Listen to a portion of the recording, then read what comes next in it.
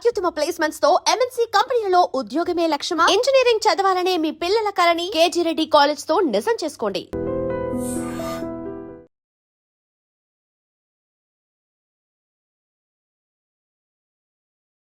ఉన్నాను కదా, పాపిష్టి డబ్బు చేత్తో ముట్టుకోవడం ఎందుకు అని. దీని నంబర్లు నాకెప్పుడు చెప్పలేదు కదా, ఇప్పుడైనా చెప్పండి, తీసిస్తాను. ఎన్నాళ్ళు లేని డబ్బు యాతన ఇప్పుడు మాత్రం నీకెందుకు? స్వామి శరణం. నే పూజ చేసి పడుకుంటాను, నువ్వు వెళ్ళి పడుకో. అలాగే. స్వామి శరణం. ఆఫీసర్ గారికి ఎనపెట్టే కాదు, ఎల్లాలు కూడా లాసే. రే నోరు మీద వచ్చిందే ఎదవ పని మీద, అందులో మళ్ళీ విచారం ఐడియా ఒకట. ఆవిడనే కాదు, పని పిల్ల గురించి నువ్వు పల్లెత్తు మాట మాట్లాడిన పళ్ళు పిక్సి చేతులు పెట్టేస్తాను. ఓయ్ ఓయ్ పెట్టేద్దు గాని ముందా పని చూడు. నే చూడలేను బాబు, నంబర్లు తిప్పుతుంటే అలు చేతులు లాగేస్తున్నాయి. ఈ కుంట నా కొడుకును మొయ్యలేక నా నడుము లాగేస్తుందా బాబా. పని చూడు సత్తే, తలిపేసి నువ్వు పని చూడు. నేనా?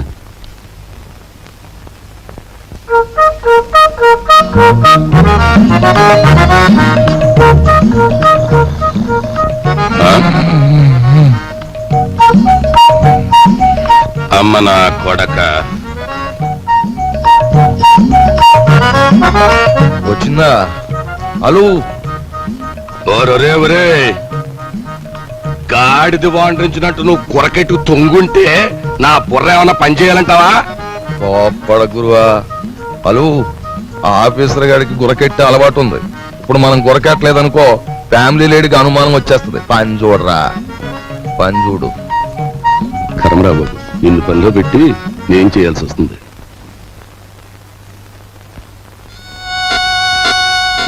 వచ్చా అన్నయ్య వచ్చేస్తున్నాడు. అసలు విషయం తేలిపోవాలి. జాడిని చదిపెట్టండి, ఊరుకుంటే లాభం లేదు.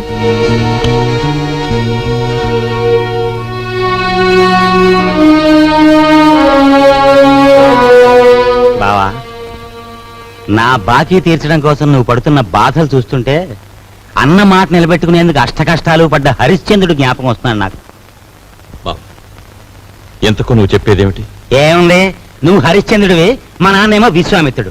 నేను నక్షత్రకుండా అయిపోయాను అనవసరంగా. ఇదిగో ఇదంతా నాకు అనవసరం. నువ్వు మార్వాడి దగ్గరికి వెళ్ళి అర్జెంటుగా అప్పు చేసేయి. పుట్టిన ప్రతి చోట అప్పు చేశాను బాబు. నీ ప్రయత్నాలన్నీ ఫ్లాప్ అయ్యాయి కాబట్టి ఓ సూపర్ హిట్ ఐడియా చెప్తాను. ఏమిటి?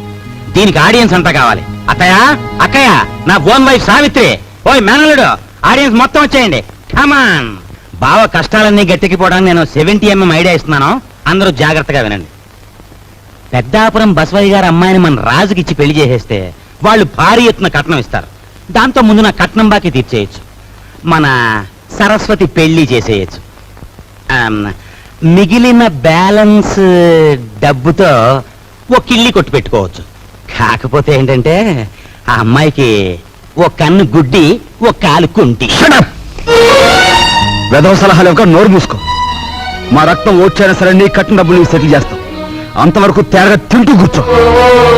అంతేగాని ఇంకెప్పుడు ఇలాంటి పిచ్చి పిచ్చి సలహాలు మాత్రం ఇవ్వకు. జాగ్రత్త.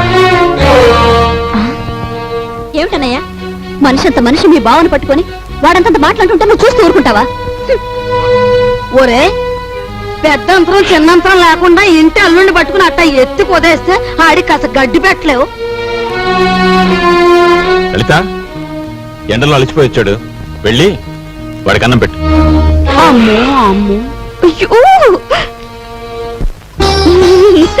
ఏయ్,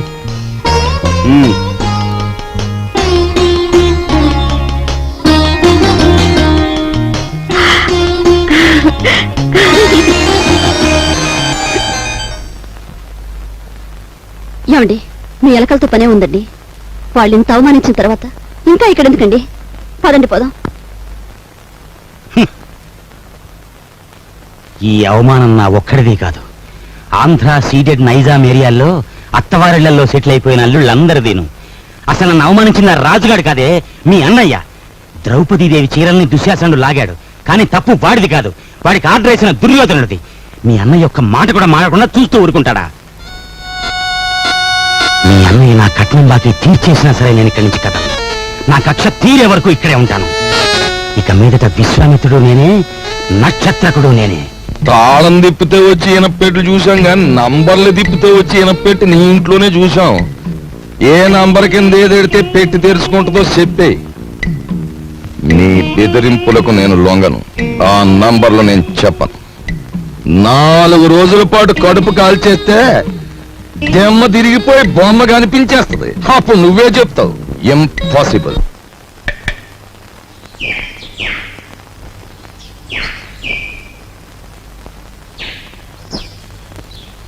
ఈ కుండంతా 4 రూపాయలమ్మా. 40 పైసల కుండ 4 రూపాయలా? ఇదేం బంగారం కుండ? ఆయన తొక్కేది మట్టా బంగారమా? ఇంతైతే ఎవరు కొంటారు? వద్దులే, వస్తా. కుమారరామన్న దగ్గర నీ ఉద్యోగం ఏమిటట?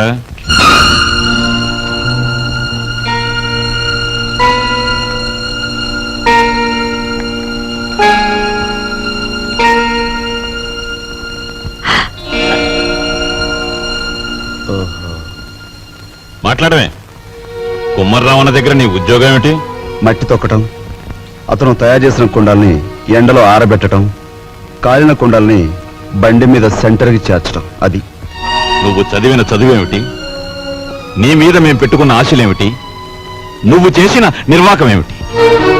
అతను నన్నేమి అప్లికేషన్స్ పెట్టమనలేదు, పోస్టల్ అడ్రస్ జత చేయమనలేదు, వెధవ ప్రశ్నలు వేసి ఇంటర్వ్యూ తీసుకోలేదు, రికమెండేషన్ తెచ్చావా అడగలేదు, లంచం ఇస్తావా అడగలేదు. నన్నుగా గౌరవించి నాకు ఈ ఉద్యోగం ఇచ్చాడు. కానీ నీ పెద్ద కొడుకు మట్టి తొక్కుతున్నాడంట గాని ఊరంతా మీ నాన్నగారిని అడుగుతుంటే ఆయనకెంత నామోషిగా ఉంటుందో ఒకసారి ఆలోచించావా? అమ్మా, ఎటువంటి వంశంలో పుట్టాడు, ఎటువంటి మహారాజుకు మనవడని పెంచుకున్నాడు. అసలు నేను చెప్పేది ఏంటంటే,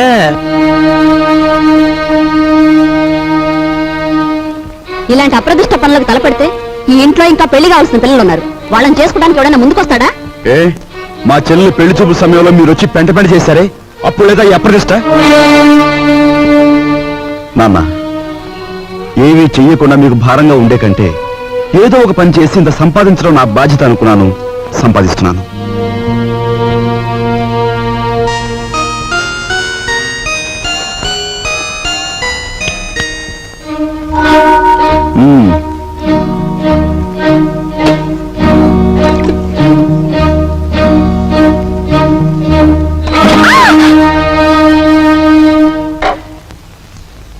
అక్కడ మట్టి తొక్కుతున్నట్టు ఇంట్లో ఎందుకు చెప్పు? అందరూ బాధపడతారనుకున్నప్పుడు మీరెందుకు ఆ పని చేయాలి? చేశారే అనుకోండి, ఆ సంగతి చెప్పకుండా ఎందుకు దాచిపెట్టాలి? మా అమ్మా నాన్నల విషయం తెలిసిన, మా ఇంటి పరిస్థితి తెలిసిన నువ్వు ఇలా మాట్లాడు. మా ఇంట్లో సంపాదించేది మా నాన్న ఒక్కడు, తినేవాళ్ళు 10 మంది. ఆయన సంపాదించే ప్రతి రూపాయి వెనుక ఆయన పడే కష్టం, ఆవేదన నాకు తెలుసు కాబట్టే ఆయనకి ఈ విషయం తెలియకుండా దాచిపెట్టాను. కట్నం ఇవ్వలేదన్న నెపంతో ఒకవైపు నుంచి మా మావయ్య బాధ పెడుతుంటే మరోవైపు నుంచి అప్పులు వాళ్ళు బాధిస్తున్నారు. ఇలా ఇంటా బయట అనేక బాధలతో నలిగిపోతున్న మా నాన్నగారికి ఒకరోజు దారిలో 5,000 రూపాయలు దొరికాయి. మొత్తం తీసుకెళ్లి పోలీస్ స్టేషన్ లో అప్పగించాను. దానిలో 1 రూపాయి కూడా నేను ముట్టుకోలేదు. 1 రూపాయి కూడా నేను ముట్టుకోలేదు. 1 రూపాయి కూడా. ఏమండి, అసలేం జరిగిందండి? లలిత, నువ్వు ఎన్నోసార్లు నన్ను ధర్మరాజు ధర్మరాజు అంటూ ఉంటావు. కానీ ఇవాళ నీ ధర్మరాజు దొంగతనం చేశాడు.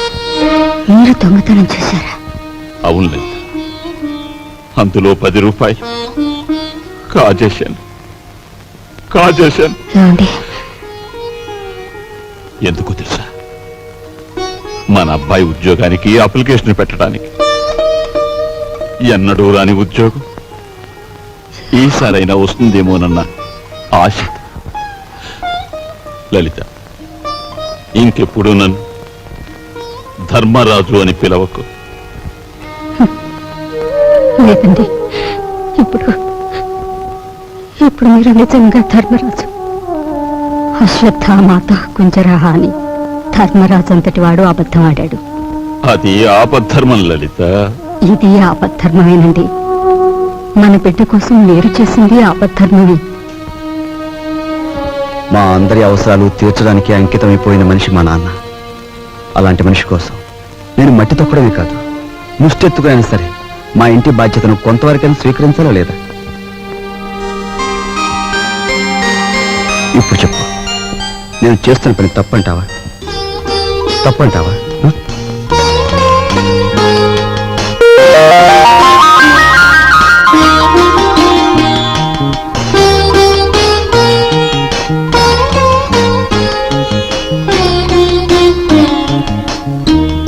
ఆ విధముగా రామలక్ష్మణులు అడవికి బయలుదేరిన వారు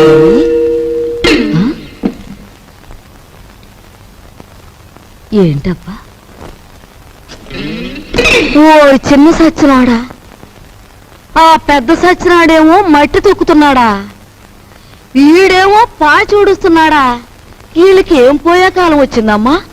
ఇంతకీ నేను పని మనిషిని ఎందుకు పెట్టట్టు? అబ్బాయ్, ఏంటమ్మా? నువ్వు ఆఫీస్కి వెళుతున్నావల్లే ఉంది. పెళ్లి దగ్గరకు వచ్చింది కదా, పనులన్నీ తొందరగా జరగాలి. అప్పడాలు చెయ్యాలి, వడియాలు పట్టాలి. ఓ 400 ఉంటే అమ్మాయికి ఇవ్వు. అమ్మా, ఆఫీసులో లోన్కి అప్లై చేశాను, అది రాగానే ఇస్తాను. అదేమిటన్నయ్య, అయ్యవారు వచ్చే వరకు అమావాస్య అవుతుందా? తెలిసిన వాళ్ళ దగ్గర ఏ చేబదులో తీసుకుని ఈ పని కాస్త జరిపించు. వెళ్ళిది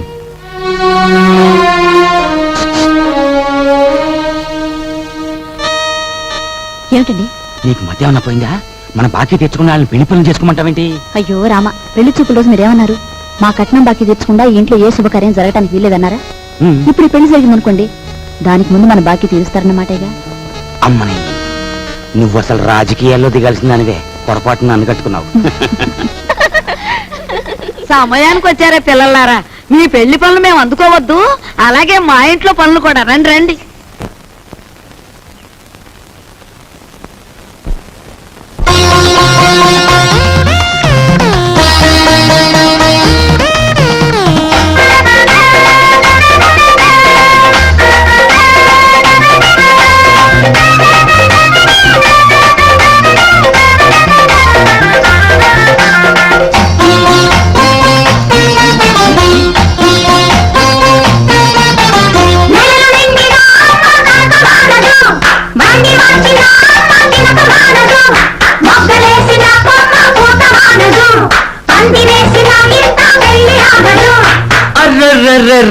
రేపు ఎల్లుండో ఏకాసి పొద్దున్ను నీ పెళ్లి అవుతుందిలే. అరే పెళ్లి పందిట్లో పిల్ల సిగ్గులతో తాంబూలమిస్తుందిలే.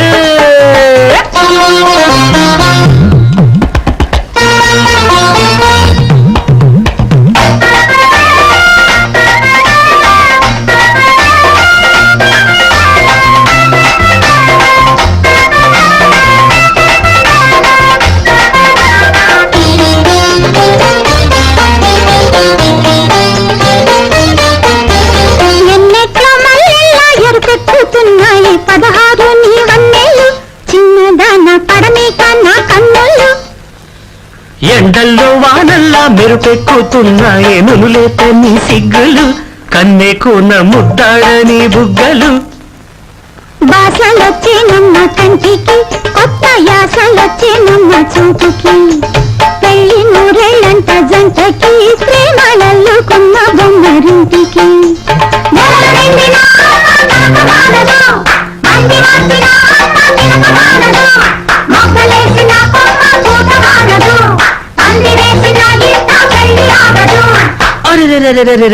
రేపు ఎల్లుండో ఏకాసి పొద్దున్ను నీ పెళ్లి అవుతుందిలే.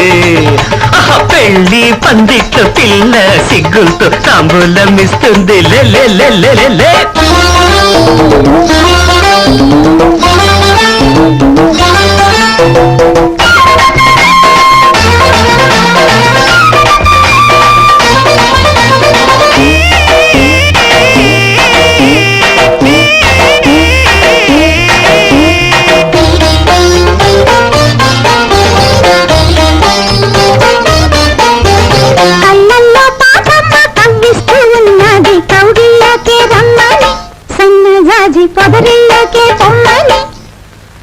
జల్లోన పువ్వమ్మ జరిపిస్తూ ఉన్నది పగలంతా నీ రాత్రి, కొత్త ఏడు సెగలంటిన అల్లరి.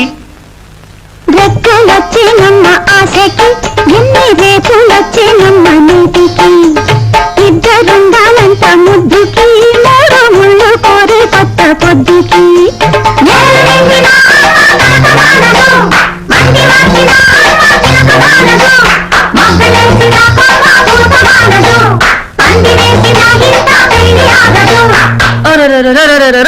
రేపు ఎల్లుండు ఏకాసి పొద్దున్ను నీ పెళ్లి అవుతుందిలే.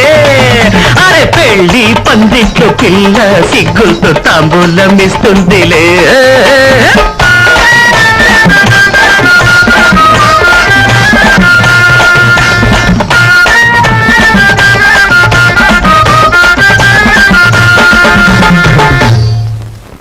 అమ్మా ఇదిగోనమ్మా నా మొదటి జీతం.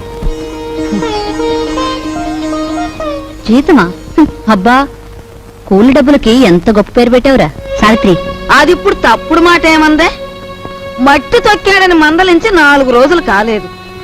ఈలోగా వారు డబ్బు తీసుకొచ్చి ఇదిగోనమ్మా జీతమంటే తగుదనమ్మా అని పుచ్చుకుంటివి. ఎంత బతుకు బతికి ఆఖరికి ముష్టి డబ్బులతో కూడి తింటావా? అమ్మా ఆ డబ్బులు ఇలా పారేయండి. కష్టపడి సంపాదించిన డబ్బులకు విలువేమిటో మీలాంటి వారికి తెలియకపోవచ్చు. ఈ ఇంట్లో పనికి నాకు తిండి అక్కర్లేదు, వేరే జీతం అక్కర్లేదు.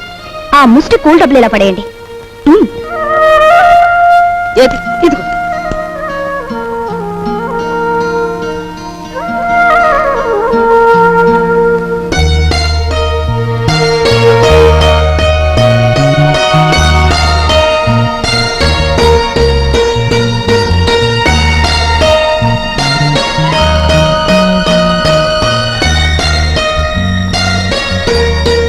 భార్యాభర్తల మధ్య ఉండవలసిన అవగాహన చూపించు.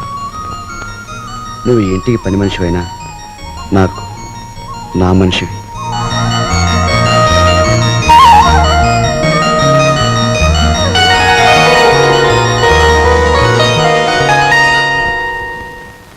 కోపం వచ్చి గట్టిగా కొడదామంటే చచ్చిపోతావేమో అని భయం. బాబు నాయనా అంటే మొండుకెడుతున్నావు. మమ్మల్ని బాధ పెట్టకుండా చెప్పే గురువా. చెప్పే గురు. మనవడక చూసావా, పరాయి సొమ్ము అంటే పరిసిగుంటుడు కూడా ఎలా సర్దపడిపోతున్నాడో. ఎంతమందిని బాధ పెట్టడం భావ్యం కాదు గురువా. అలో చెప్పే గురు, ఉన్న ఒక్క కూతురు ఇల్లు వదిలి వెళ్ళిపోతే నేను వెతికించలేదు, పేపర్ ప్రకటన కూడా ఇవ్వలేదు. అంత ముందేవాడిని మీ బెదిరింపులకు నేను లొంగుతానా? గురువా మాట నా చెప్తాను.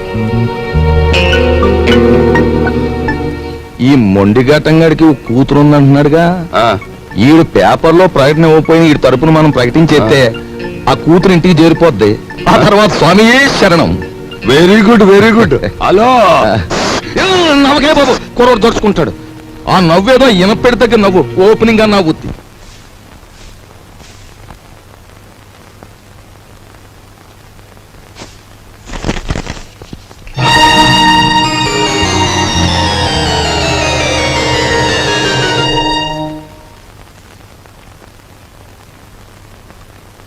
ఇదేమిటండి నా చేతి గాజులు లెక్క పెడుతున్నారు? ఈవేళ మార్నింగ్ ఇంటర్వ్యూలో ఎవడో రవిరాజ్ అట, సార్ మీరు ఇన్ని క్వశ్చన్లు వేస్తున్నారు, నేను తిరగబడి ఒక క్వశ్చన్ అడిగితే జవాబు చెప్పగలరా అన్నాడు. ఏమిటి అన్నాను. రోజు అన్నం వడ్డించే మీ ఆవిడ చేతుకున్న గాజులు ఎన్ని అన్నాడు. Fantastic daddy. ఎవరతను? ఎవరు? రవిరాజా. తిరగబడి అటువంటి ప్రశ్న వేయాలనే థాట్ రావడం ఉంది చూసారు. That's great. He's really the hero of the present society. Jaya shut up. నీ తండ్రి మీద తిరగబడిన వాడు నీకు హీరోగా కనిపిస్తున్నాడా? నాలాంటి వాడి కాళ్ళ చుట్టూ దేహి ఉద్యోగం ఇవ్వండి బ్రతుకుతామని ప్రదక్షిణాలు చేసే ఒక నిర్భాగ్యుడు నీ దృష్టిలో హీరో ఆఫ్ ది ప్రజెంట్ సొసైటీయా? నీ చదువు ఎన్ని వెర్రితల్ల వేస్తోందంటే, అవునులే నువ్వు తిరగడానికి ఒక కారు, వీలైనంత ఖర్చు పెట్టుకోవడానికి బ్యాగ్ నిండా డబ్బు, నువ్వేది అడిగితే అది క్షణాల మీద సమకూర్చే తల్లిదండ్రులు, ఏసీ రూమ్లు, సోఫా బెడ్లు, తినడానికి ఖరీదైన భోజనం, ఇవన్నీ ఉంటే నీకు మంచేమిటో చెడ్డేమిటో ఏమాత్రం తెలియడం లేదు. అదే చాలీ చాలని తిండి, చాలీ చాలని బట్ట, బ్రతుకుతున్నావో చస్తున్నావో అర్థం కాకుండా బ్రతుకుతున్న ఏ దౌర్భాగ్యులలో 4 రోజుల పాటు ఉంటే తెలుస్తుంది. అక్కర్లేదు, పిలవక్కర్లేదు. ఆకలేస్తే అదే వస్తుంది. ఏసీ రూమ్లు, సోఫా బెడ్లు, తినడానికి ఖరీదైన భోజనం, ఇవన్నీ ఉంటే నీకు మంచేమిటో చెడ్డేమిటో ఏమాత్రం తెలియడం లేదు. అదే చాలీ చాలని తిండి, చాలి చాలని బట్ట, బ్రతుకుతున్నామో చస్తున్నామో అర్థం కాకుండా బ్రతుకుతున్న ఏ దౌర్భాగ్య నెలలో 4 రోజుల పాటు ఉంటే తెలుస్తుంది.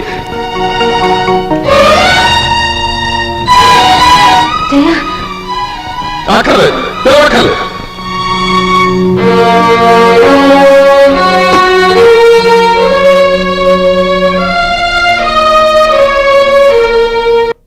డాడీ బయటికి వెళ్ళి బతకలేనని కదా మీరు అన్నారు.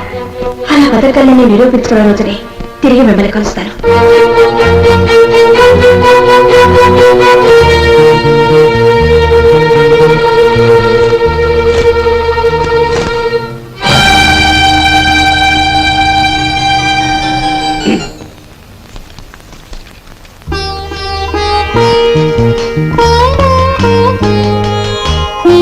నీ సంస్కారం చూసి ఆశ్చర్యం కలిగినా నువ్వు కలవారి అమ్మాయివని మాత్రం ఊహించలేకపోయావు.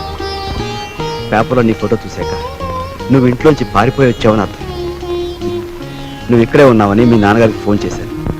నిజానికి మీలాంటి గొప్పవాళ్ళు ఉన్న ఈ ఇంట్లో మా అమ్మాయి మీ అందరి మన్ననలు పొందింది అంటే అందుకు నాకు ఎంతో ఆనందంగా ఉంది.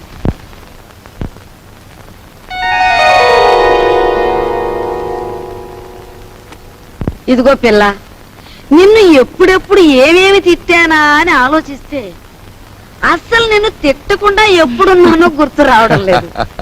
ఏమో అనుకోకమ్మా. అంత మాటలు అవసరం లేదు మామగారు. నేను ఎక్కడున్నా ఈ ఇంటి ఆడపిల్లని. నన్ను ఈ ఇంటి మనిషిగా మీరందరూ ఒప్పుకుంటే నాకదే 10,000.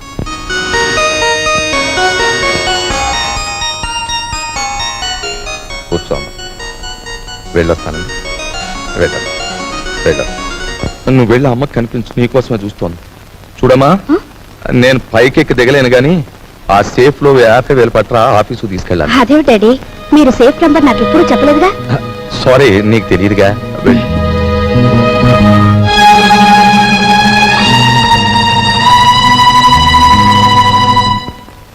ఈ కాంబినేషన్ పెళ్ళానికి చెప్పక కూతురికి చెప్పక మరి ఎవరికి చెప్పాడు? అబ్బా, స్వామియే శరణం.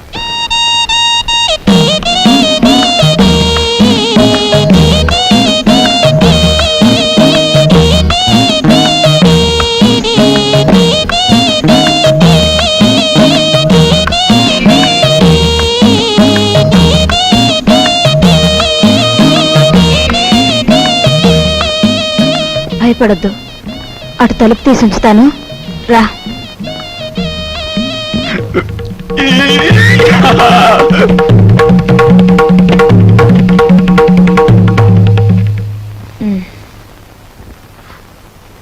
ఏమిటి మీ చేతిలో? ఇవ్వండి. ఏం లేదు, ఏం లేదు. డాక్టర్ మీకేం చెప్పారు? వీడియోలు కాల్చొద్దన్నారా లేదా?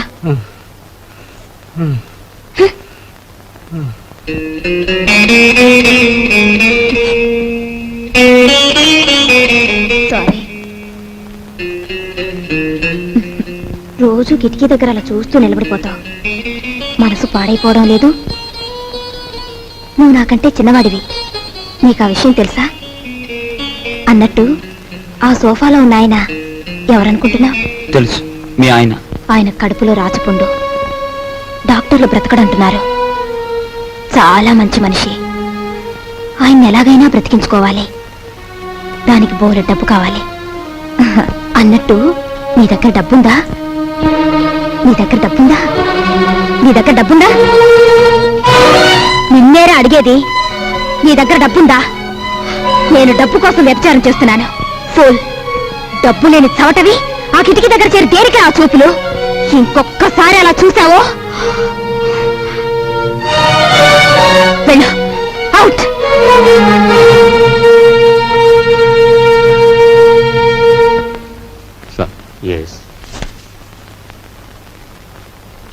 సార్, నా కూతురు వివాహానికి పిఎఫ్ లోనికి అప్లికేషన్ పెట్టాను. అందులో సగమే శాంక్షన్ చేశారు. చూడండి, ఇప్పటికే మీ జీతం మీద అన్ని రకాల అప్పులు తీసుకున్నారు. అందుకే హెడ్ ఆఫీస్ సగం శాంక్షన్ చేసింది. అది కాదు సార్. మీ మీద ఎంత అభిమానం ఉన్నా రూల్స్ కు విరుద్ధంగా నేనేం చేయలేను. I'm sorry.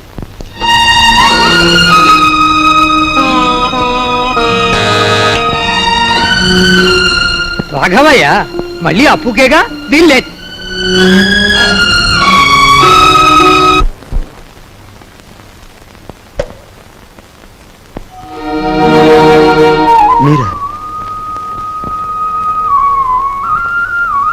ఎక్కడి నుంచి నాన్న? ఈ వీధిలో ఎవరో అప్పిచ్చేవారున్నారంటే అడగాలని వచ్చాను.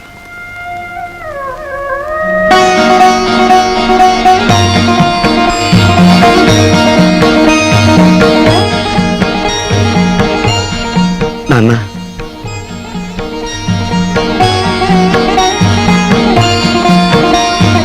మట్టి తొక్కుతున్నావని నిన్ను ఏసడించుకుని అప్పుల కోసం వీధుల వెంట తిరగటం అంతకంటే అసహ్యమని నాకు తెలుసు.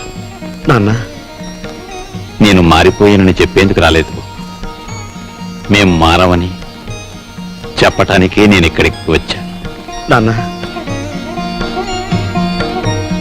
అంతే, మేం మారం, మా తరం అంతే.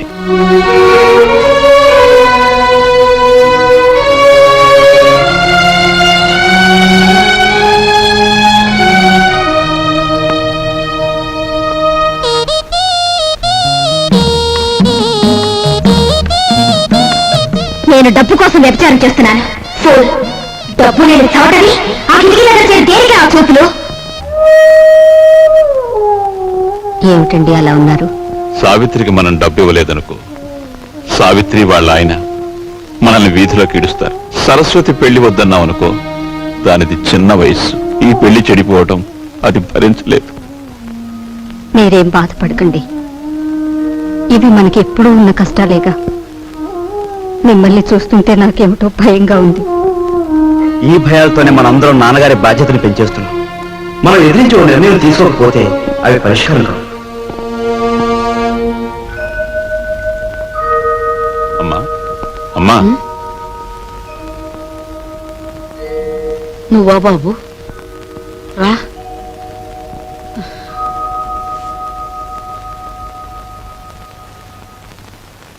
ఏంటి నాయనా? అమ్మా, మన సావిత్రికి నెలలో కట్నం డబ్బిచ్చి పంపిద్దాం అనుకుంటున్నాను. మా నాయనే, నువ్వు ఎప్పుడా పని చేస్తావా అని నేను 1000 దేవుడికి మొక్కుకుంటున్నాను. అమ్మా, సరస్వతి పెళ్లి కూడా వచ్చే నెలలో జరపాలని. శుభం.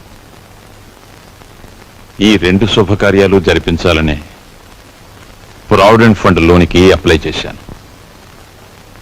కానీ అనుకున్న దాంట్లో సగమే అందింది. అయితే ఇప్పుడు ఎలారా? అమ్మా, నేను డబ్బు కోసం ఎంత ఇబ్బంది పడినా ఏ రోజు ఏదీ నిన్ను అడగలేదు. కానీ ఇప్పుడు అడక్క తప్పడం లేదు. ఒకసారి నీ మెడలో ఉన్న గొలుసిస్తే. నా గొలుసా? ఆ మహారాజు పోయాక పుస్తలు చెడగొట్టుకుని చేయించుకున్నా నీ గొలుసు. ఇప్పుడు దీన్ని కూడా ఆరాయింపు చేస్తానంటావా? ఆ మాట అనటానికి నీకు నోరట్ట వచ్చిందిరా? అమ్మటానికి కాదమ్మా, అవసరం వచ్చింది కనుక తాకట్టు పెడదామంటున్నాను. ఈ 2 బాధ్యతలు తీరిపోతే డబ్బు రాగానే విడిపించేస్తానుగా. విడిపించేస్తావు? తోడ పుట్టిన చెల్లెలకి కట్నం డబ్బులు ఇచ్చి పంపించలేక చుక్కలు లెక్క పెడుతున్న వాడివి నా గొలుసు విడిపించేస్తానంటే నేను నమ్ముతాననుకున్నావా? ఒరే, నేను బంగారం మీద మోజుతో కాదురా ఈ గొలుసు వేసుకు తిరుగుతున్నది. మహారాజులాగా బ్రతికిన మీ నాన్న శ్రార్థం నువ్వెంత ఘనంగా పెట్టావో నేను ఇంకా మర్చిపోలేదురా. రేపు నేను చస్తే నన్నింత బుగ్గి చేయటానికి నువ్వు నలుగురిని చందాలెత్తకుండా ఉండటం కోసమేరా నా దగ్గర ఈ కాస్త బంగారం ఉంచుకుంది. అది కాదమ్మా. నువ్వేం మాట్లాడు. నాకు ఇహం కంటే పరం ముఖ్యం, బ్రతుకు కంటే చావు ముఖ్యం. ఇక ఎప్పుడు నీ అవసరాలకి నా గొలుసుకు మాత్రం లంకె పెట్టకు. వెళ్ళు.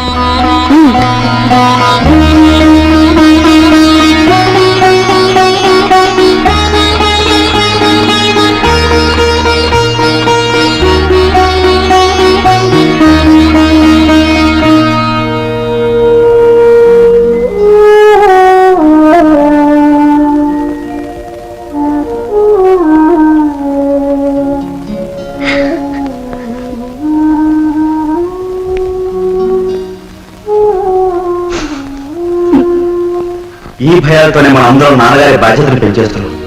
మనం ఎదిరించి ఓ నిర్ణయం తీసుకోకపోతే అవి పరిష్కారం కావు.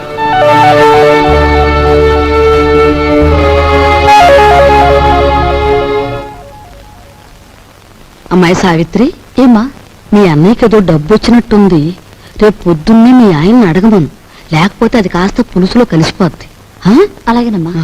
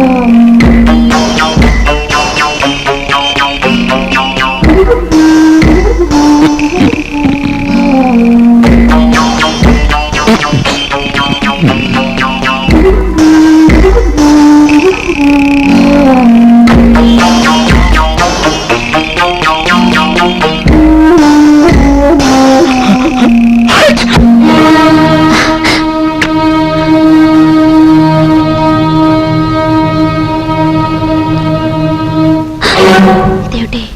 వెళ్తూ తలుపు వేసి వెళ్ళాను కదా, ఇప్పుడు తీస్తుంది ఏమిటి?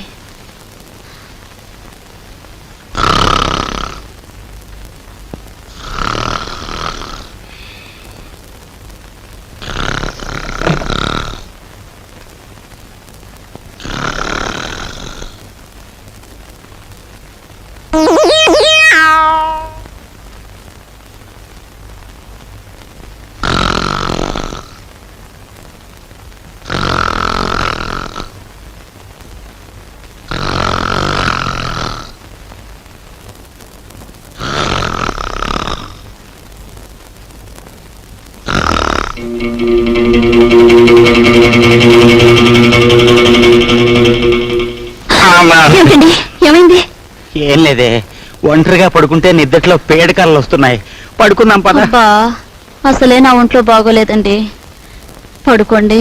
నా మాట వినవే ప్లీజ్. ప్లీజ్ అండి, నా మాట విని పడుకోండి. సరే, ఏం చేస్తాం. Good night. Good night.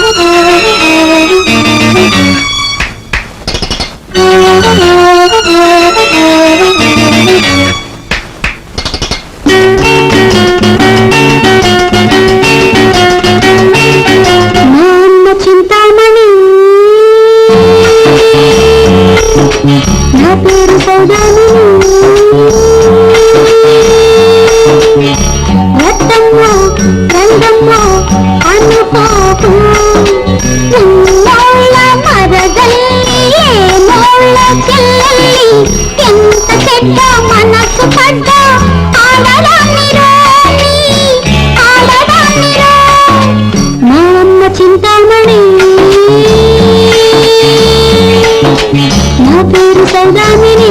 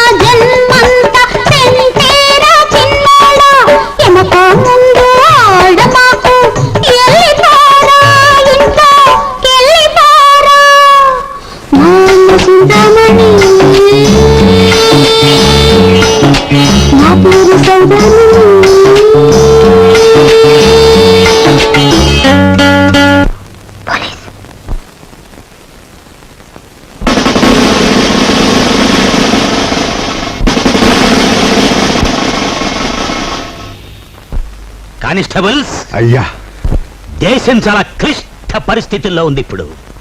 Left నుంచి సమ్మెలు, రైట్ నుంచి దోపిడీలు, ఫ్రంట్ నుంచి వ్యభిచారాలు, బ్యాక్ నుంచి బ్రాకెట్లు మన దేశాన్ని పట్టి పీడిస్తున్నాయి. అంచేత మీరు ఈ హాల్ అంతా చెక్ చేసి మగ పురుగు అనేది కనిపిస్తే చాలు వ్యాన్ ఎక్కించేయండి. ఎక్కించేయండి అంతే.